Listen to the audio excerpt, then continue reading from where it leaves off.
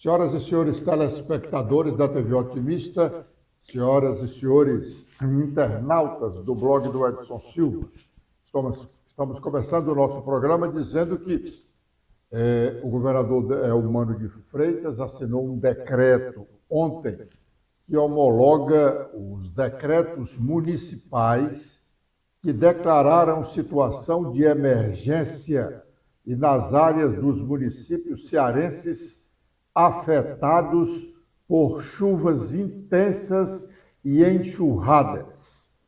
Diz o decreto do governador, considerando que os desastres ocorridos ocasionaram danos humanos e ambientais em áreas urbanas e rurais, bem como com prejuízos econômicos públicos e privados, ressaltando o impacto social do desastre, considerando competir ao Estado a preservação do bem-estar da população nas regiões atingidas por eventos adversos causadores de desastres para, em regime de cooperação, combater e minimizar os efeitos das situações de anormalidade, considerando os pareceres técnicos da Coordenadoria Estadual de Proteção e Defesa Civil do Corpo de Bombeiros Militar do Estado do Ceará, constante do processo administrativo. Artigo 1º do decreto. Ficam homologados os decretos municipais indicados no anexo único deste decreto, que declaram situação de emergência em municípios afetados por chuvas intensas e enxurradas. Parágrafo único. A situação de anormalidade de que trata o caput deste artigo é válida para as áreas comprovadamente afetadas pelos desastres mencionados, incluídas no formulário de informações de desastres, registrado no Sistema Integrado de Informações. São os seguintes municípios: Capistrano, Ibaretama, Meruoca, Paraipaba, Redenção e Tabuleiro do Norte. Esses municípios estão em situação de emergência, reconhecido pelo governo do estado do Ceará, no decreto que acabamos de citar. O presidente Lula voltou à rotina de despachos no Palácio do Planalto após um período de repouso no Palácio da Alvorada para a recuperação de uma cirurgia no quadril e uma plástica para remoção de peles nas pálpebras. Hoje, o presidente fez o seu programa de conversa com o presidente quando falou da recuperação da cirurgia. Vamos ouvi-lo. A cirurgia está perfeitamente bem, eu já estou recuperando a normalidade, já estou conseguindo andar totalmente à vontade. Não posso fazer todos os movimentos ainda, porque, segundo a orientação médica, eu só vou ficar recuperado entre 6 e 8 semanas. Portanto, eu estou com 3 semanas só de cirurgia. Eu preciso tomar cuidado, porque o médico fala o seguinte: quando você é muito autossuficiente, que você pensa que já está bem, e você pensa que já pode fazer tudo, você vai estragar a cirurgia. Então, eu tenho que tomar muito cuidado. Eu estou voltando a trabalhar aos poucos. Ontem eu fui no Palácio um pouco, hoje eu vou outra vez no Palácio, vou começar a participar de alguns eventos, mas na verdade eu não posso viajar. Eu só posso viajar depois de uma avaliação que será feita entre 6 e 8 semanas, portanto eu ainda tenho 4 semanas aqui, sabe, em casa, no Alvorada e no Planalto, para depois então pensar em viajar. Mas do ponto de vista físico eu estou bem, sinto que a cirurgia foi um sucesso. Eu eu operei na sexta, na segunda-feira eu já andei um pouco, já subi 8 degraus, já desci 8 degraus, ou seja, com muito cuidado, porque eu não posso estragar aquilo que foi o trabalho que os médicos fizeram. Bom, Lula completa 78 anos no dia 27 deste mês de outubro, na próxima sexta-feira, e deixou uma mensagem de otimismo para os mais jovens. Vamos ouvi-lo. Dizem que muitas vezes as pessoas não gostam de dizer a idade que tem, né? Eu sinceramente, eu vou fazer 78 anos, dia 27 de outubro. Eu continuo dizendo para vocês o que eu dizia durante a campanha. Eu vou fazer 78 anos de idade, eu continuo com energia de 30 e continuo com a vontade de fazer política de 20. Tá? Por que eu digo isso? Eu digo isso porque eu queria que você tivesse a seguinte mensagem. Você precisa construir uma causa na sua vida para você não envelhecer. Quem tem uma causa não envelhece. Não é a quantidade de anos que você tem, é o que você tem dentro da sua cabeça. E por isso que eu me sinto muito jovem, muito motivado, e por isso que eu estou dizendo que vou viver 120 anos, se o homem que está lá em cima permitir. Valeu, presidente. Obrigado, tá? Um abraço, show, uma bela volta ao Brasil, e vamos trabalhar, porque tem muita coisa para fazer. Muito bem. Muito otimismo, né? Se ele não tivesse a idade que tem, não teria feito a cirurgia do quadril, a não ser que tivesse sofrido um acidente, e ele não sofreu. Os senadores começam a votar hoje à tarde a proposta de emenda à Constituição que limita poderes individuais dos ministros do Supremo Tribunal Federal. Esta PEC, a que começa a ser votada hoje, quanto a outra que trata de mandato para definir o período de permanência de um ministro da Suprema Corte do país, são temas recorrentes no Senado e na Câmara dos Deputados, desde o momento que os senadores e também os parlamentares da Câmara entenderam que os ministros do Supremo estão invadindo competências do Poder Legislativo. Stephanie. Olá, Edson, olá, internautas do blog do Edson Silva. A PEC é o primeiro item da pauta da sessão plenária desta terça-feira. Propostas de emendar a Constituição exigem 2 turnos de votação. O primeiro tem 5 sessões de discussão, enquanto o segundo tem 3. Decisão monocrática é aquela proferida por apenas um magistrado, em contraposição à decisão colegiada, que é tomada por um conjunto de magistrados. A PEC veda a concessão de decisão monocrática que suspenda a eficácia de lei ou ato normativo com efeito geral, ou que suspenda atos dos presidentes da República, do Senado Federal, da Câmara dos Deputados ou do Congresso Nacional. A proposta também estabelece prazo para os pedidos de vista, que devem ser concedidos coletivamente pelo prazo máximo de 6 meses, com a possibilidade de uma única renovação, limitada a 3 meses. Hoje, cada ministro pode pedir vista individualmente, sem prazo específico, o que possibilita sucessivos pedidos por um tempo indeterminado. De fato, no Brasil hoje existe um exagero na judicialização da política. E uma parte da culpa desse excesso de judicialização da política é dos próprios políticos. Vez ou outra, por coisa pequena até, políticos estão recorrendo à justiça para que ela decida sobre assuntos que eles deveriam decidir. Vamos começar aqui com um exemplo de baixo. Essa briga do PDT cearense. Quantas ações não já foram propostas por Cid Gomes e por André Figueiredo na briga que eles travam pelo comando da agremiação no estado do Ceará?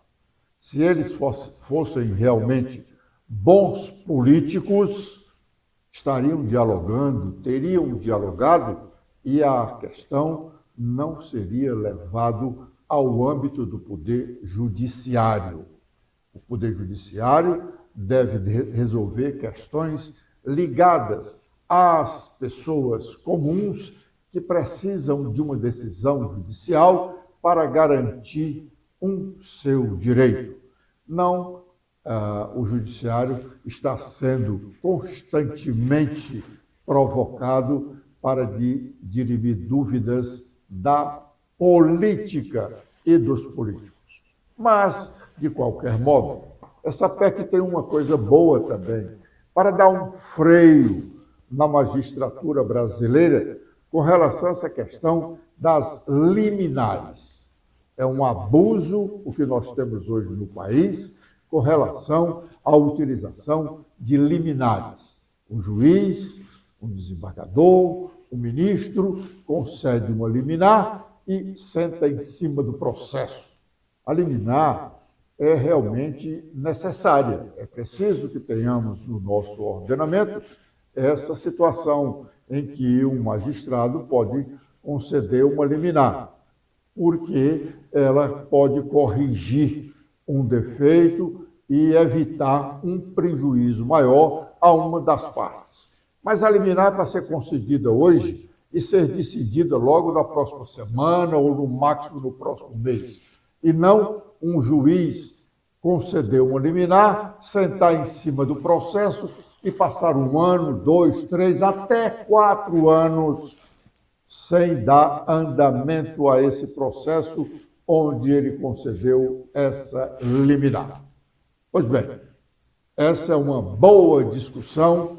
Esta PEC, neste ponto, é interessante, porque os juízes deveriam ter entendido já há muito tempo que a liminar é uma decisão de emergência, de urgência, que precisa surtir o seu efeito num curto espaço de tempo.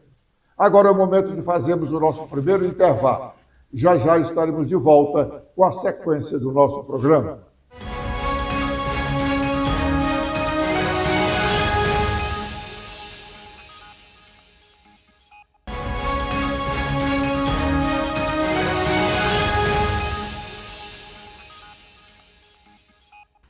Na sexta-feira, na próxima sexta-feira, no Rio de Janeiro, haverá uma reunião ampliada da direção nacional do PDT, convocada pelo deputado federal André Figueiredo, no momento do presidente em exercício da agremiação, em razão da licença de Carlos Lupe para exercer o cargo de ministro da Previdência Social no atual governo Lula. Este encontro do PDT de sexta-feira tem como pauta central a situação de litigância do PDT cearense, em razão de o senador Cid Gomes insistir em ter o comando do partido no Ceará. Naquela reunião de sexta-feira do PDT Nacional no Rio de Janeiro, deverão estar presentes os cearenses Ciro Gomes, que é vice-presidente nacional da agremiação, e Roberto Cláudio, presidente do Diretório Municipal de Fortaleza. Mas ele vai para a reunião não na condição de presidente do Diretório Municipal do Partido em Fortaleza, mas pelo fato de, recentemente, ter sido guindado a uma posição na direção nacional do partido. Ambos, Ciro e Roberto Cláudio, querem distância de Cid Gomes. Agora é o momento de sabermos quais as nossas manchetes. Letícia. Olá, Edson. Olá a todos que acompanham o nosso programa desta terça-feira. Com as atualizações feitas no nosso blog, temos que o senador Eduardo Girão sinaliza um apoio à candidatura de Capitão Wagner e pede união da direita cearense. Ao que tudo indica, pelo menos neste momento, Girão não tem interesse de se colocar como o pretenso candidato à prefeitura aqui de Fortaleza pelo partido ao qual faz parte, o Novo. Ele busca construir uma aliança entre seu partido, o União Brasil, e o Partido Partido Liberal. Mas sua proximidade com o capitão Wagner deve pesar na hora de fazer uma escolha por um dos postulantes que vão para a disputa no ano que vem na capital cearense. O então capitão Wagner defende essa aliança com todas as forças da direita ainda no primeiro turno. Em encontro recente também com a União Brasil, realizado no fim de semana, o capitão Wagner defendeu as forças da direita e mencionou o senador Eduardo Girão e o PL. Ele afirmou ainda que, não podendo estar unidos no primeiro turno, se encontram num segundo turno do mesmo lado. Elmano de Freitas e Luiziane Lins se acertam sobre a candidatura dela à Prefeitura de Fortaleza em 2024. Foram 2 demorados encontros em Brasília e no Palácio da Abolição, aqui em Fortaleza. Não há dúvida que Luiziane é a candidata de Elmano à Prefeitura de Fortaleza. Primeiro são ambos do verdadeiro PT, são amigos e integrantes do mesmo grupo político no Partido dos Trabalhadores há anos. E Elmano não precisa vir a público agora dizer que a deputada federal é a sua candidata. Com base reduzida na Câmara dos Vereadores aqui de Fortaleza, o PT pretende ampliar o quadro de vereadores no ano que vem. Desde as eleições de 2004, quando a sigla voltou a eleger uma prefeita para Fortaleza, o partido variou entre 2 e 4 nomes no legislativo aqui da capital e não ultrapassou esse limite. Seu pior momento foi em 2016, quando conquistou apenas 2 cadeiras na casa. Naquele momento, a sigla enfrentava problemas envolvendo o impeachment da presidente Dilma Rousseff. Agora com os destaques nacionais, iniciando pelo Estadão, temos em principal manchete sobre a cúpula do Congresso que concentra poder inédito e cria desafios para o primeiro ano do governo Lula. Agora com os destaques do Globo, temos sobre a desoneração da folha. O Senado vota hoje e você pode ver o que significa para os setores os que mais empregam. Sobre a live do presidente, ele fala sobre a guerra em Israel. Não é porque o grupo Hamas cometeu ato terrorista que tem que matar milhões de inocentes, afirmou o presidente da República. E agora, com as últimas da Folha de São Paulo, temos também que o presidente assina decreto de cotas para negros em cargos de chefia, com meta já atingida.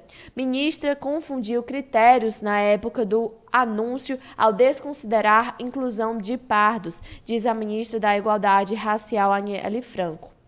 E com as últimas sobre boicote, bancada ruralista rejeita mudanças em fundos do agro e ameaça taxação de super ricos aqui no país. Muito bem. Tem o espetáculo tenebroso no Rio de Janeiro, com aquela queima de dezenas de ônibus e o pavor da população.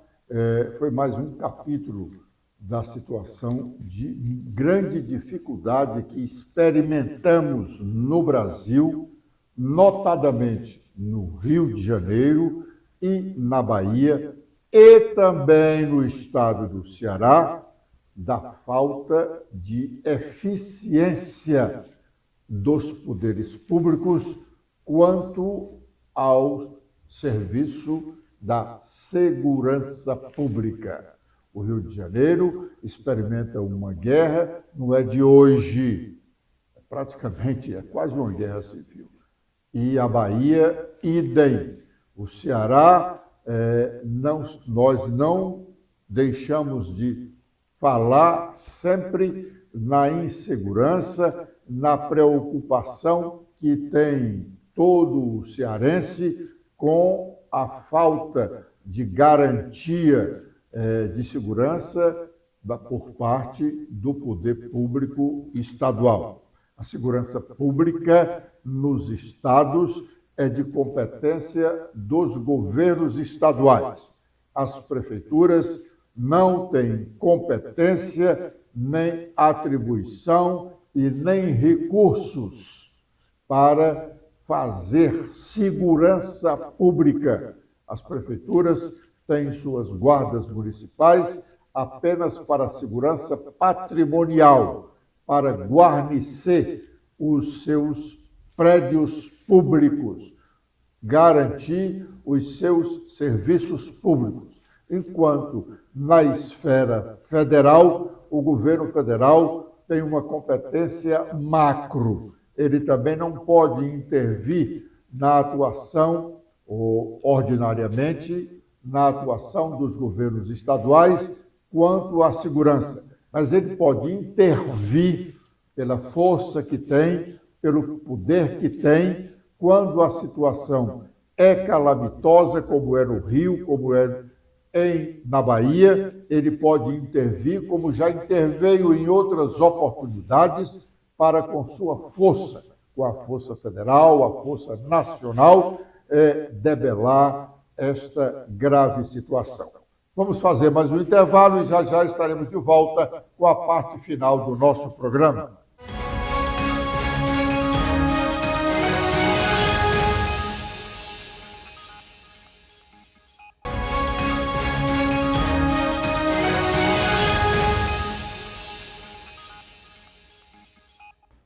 A OAB Nacional fez um ato solene ontem, em Brasília, para comemorar os 35 anos da Constituição, de promulgação da Constituição brasileira, comemorados, de fato, no dia 5 deste mês de outubro.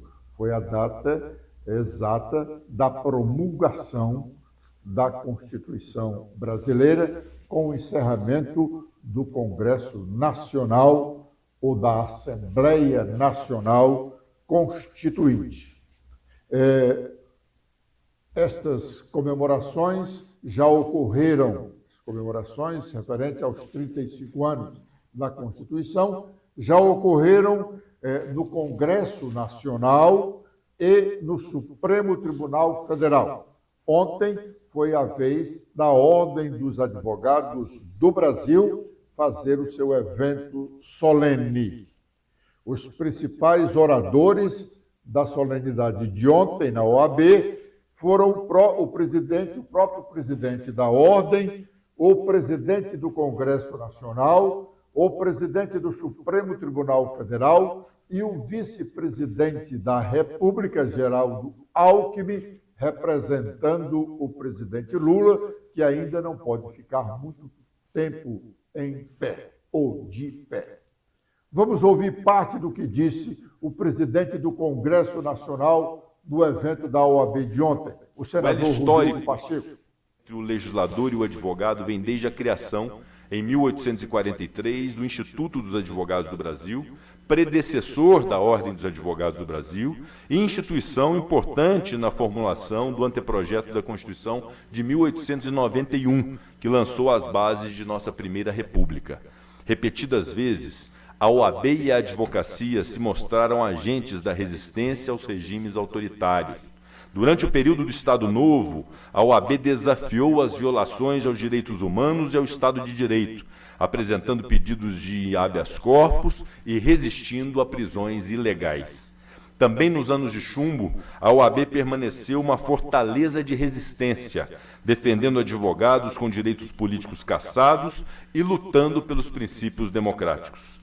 Nos desafios contemporâneos, a Ordem dos Advogados do Brasil segue em defesa da cidadania e da liberdade. Durante a pandemia, combateu o negacionismo e participou ativamente no esforço nacional pela vacinação dos brasileiros. Foi também, e continua sendo, uma força poderosa na defesa da democracia ante as ameaças concretas recentes. Nossos avanços, nossas lutas, são um reflexo de um compromisso mútuo com os valores democráticos e com os princípios constitucionais. A advocacia não é apenas um ofício, é uma missão social de grande envergadura. Que continuemos a valorizar e a fortalecer o elo entre a advocacia e a política, o elo entre a advocacia e o parlamento brasileiro. Bom, com essas palavras do senador Rodrigo Pacheco, nós estamos encerrando o nosso programa de hoje, prometendo estar de volta amanhã neste horário. Letícia. Eu também faço meus agradecimentos a todos que acompanharam o nosso programa de hoje. Espero revê-los amanhã. Até lá!